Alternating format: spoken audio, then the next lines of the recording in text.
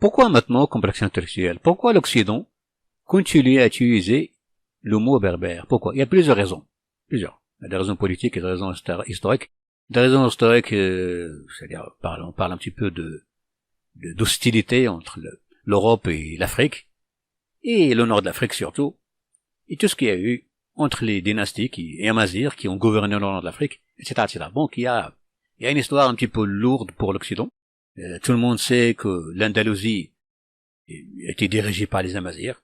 Et il y a aussi autre chose, pas seulement ça, comme je l'ai dit, il y a un certain complexe intellectuel. Il faut aussi l'expliquer intellectuellement. Mais pourquoi intellectuel? L'Occident, la France par exemple, aussi les Britanniques, la Grande-Bretagne, ce sont des États ou des gens dans lesquels il y a des gens qui croient qu'ils ont inventé la liberté. Ils croient que ce sont eux qui ont inventé la liberté. Le problème, c'est que lorsque tu crois que tu as inventé la liberté, il y a carrément un peuple qui se nomme le peuple libre, ou bien les libres. Là, il y a un problème. Comment tu peux prétendre avoir inventé la liberté? S'il y a carrément un peuple qui s'appelle Imaziran, ça veut dire quoi? Ça veut dire les libres. Et le peuple Imaziran, c'est l'un des anciens peuples de la planète. Si ce n'est le plus ancien peuple, et qui est toujours là. Donc, le problème de l'Occident, le problème de la France, par exemple, cet État, pas tout le monde, bien sûr, lorsque je dis l'Occident, lorsque je dis la France, ou les États-Unis, ou le Royaume-Uni, je parle pas de tout le monde, ou d'autres pays aussi, je parle pas de tout le monde, bien sûr. Mais il y a une masse importante de politiciens, d'intellectuels, etc., etc., etc. Donc leur complexe vient d'ici, du mot libre. Lorsqu'on te met dans ta tête que tu as inventé la liberté, tu veux pas admettre qu'il y a un peuple qui a existé depuis la nuit des temps, et qui s'appelle carrément le libre, le peuple libre, les libres. Chez les Arabes aussi, ou les États dits arabes, parce que ce n'est pas vraiment vrai, et historiquement, et socialement, sociologiquement, c'est pas vrai, c'est de la politique. Donc chez les Arabes, aussi ils ont un complexe. Vous avez du mot Imaziran, ou les Amazirs, Amazir, je veux dire bien sûr les libres. Ils ont aussi un complexe. Ce complexe s'explique historiquement, s'explique politiquement, s'explique aussi culturellement, et s'explique aussi religieusement. Pas tout à fait religieusement, mais sectairement. Certains Arabes, ou certains panarabiques, lorsque vous parlez à eux, et si vous utilisez le mot Imazirin ou Amazir, vous allez voir qu'eux, ils vont rétorquer, ils vont utiliser un autre mot, qui veut dire barbare, ou qui veut dire shlouh. Et ces deux mots, ce sont des mots péjoratifs. Ce sont des mots insultants. Ce complexe existe encore chez certains Arabes.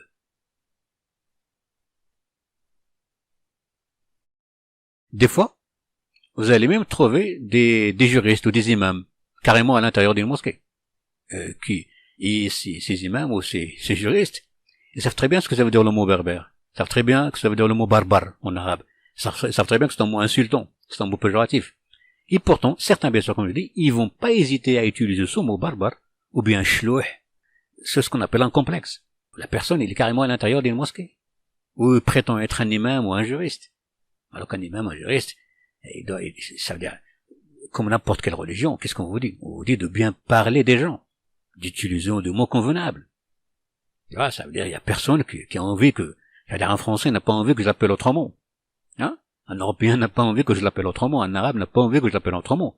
Parce que si c'est pour insulter les gens ou utiliser des mots péjoratifs, vous savez, ça existe, les mots péjoratifs pour les Français, pour les Européens, pour les Arabes, pour les Saoudiens, les Émiratis, tout ce que vous voudrez, ça existe.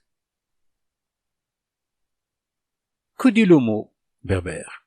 Le mot berbère parle aussi des langues qu'il véhicule.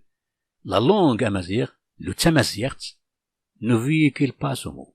Ce mot est véhiculé par d'autres langues, comme la langue latine, le français si vous voulez, ou l'anglais, ou comme la langue arabe, et d'autres langues aussi. Par exemple, au Maroc, nous, on a affaire à la langue arabe et la langue française, parce que l'ancien régime, le régime précédent, lui, il avait interdit la langue amazigh à l'école, interdit le tamazight à l'école. À l'école et académiquement, etc., il a interdit aussi de l'administration, l'utilisation de l'administration, etc., beaucoup de choses. Et bien sûr, ils ont introduit le système scolaire, la langue arabe et la langue française. Donc c'est comme ça que ceux qui sont allés à l'école, ils aient connaissance de l'existence de ce mot, à travers la langue arabe et la langue française. Bien sûr, lorsque vous utilisez l'anglais, lorsque vous étudiez l'anglais ou l'espagnol, et si vous étudiez l'histoire et d'autres sujets, vous allez aussi apprendre ce mot. Bon, les langues latines, bien sûr, jusque-là, ils ont le mot berbère, en français par exemple, berber en anglais, etc., etc. Voilà, il est encore utilisé. Il est aussi utilisé dans la langue arabe, par certains. Il diminue un petit peu, mais ça existe, il y a encore des gens qui l'utilisent. Et ce mot, il est encore utilisé. Il est encore utilisé dans les universités, dans des écrits, dans des livres, etc., etc. Donc là, on parle d'ignorance, et on parle de racisme, étant donné que ce sont carrément des langues utilisées dans leur définition, et ils veulent pas changer, malgré le fait que tout le monde savent ce que ça veut dire imaziren, savent ce que ça veut dire le mot berbère. Parlez aux gens, à ceux qui se disent intello, écrivains, ou tout ce que politiciens, posez-leur la question, vous verrez. Ils savent très bien ce que ça veut dire. Malgré ça, il est utilisé dans beaucoup d'États, en Occident. Donc là, on parle de racisme et d'ignorance.